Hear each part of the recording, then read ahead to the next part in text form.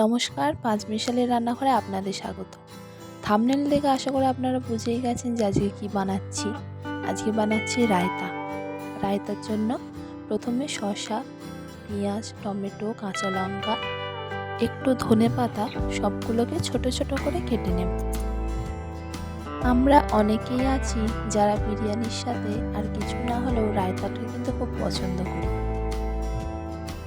আর রায়তা বানাতে কিন্তু খুব একটা বেশি সময় লাগে না।